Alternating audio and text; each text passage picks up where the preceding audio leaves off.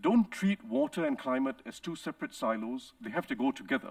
And if you treat them as two separate silos, they can work at odds with each other, because some of the solutions to water can be extremely energy intensive, and some of the solutions for new energies can be extremely water intensive, nuclear, biofuels, and the like.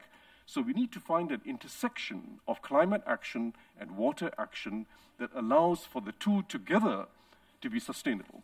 So the good news is we can solve this. We can solve this both by getting markets to work in favor of sustainable finance for water, through voluntary action, just like we had TCFD in the case of carbon decarbonization. It started with voluntary action before the official community finally caught on, 5 or 6 years after the TCFD was started. We've got to start the same with water. Get going with voluntary action.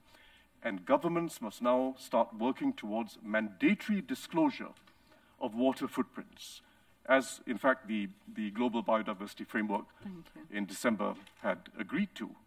Nations had agreed to this.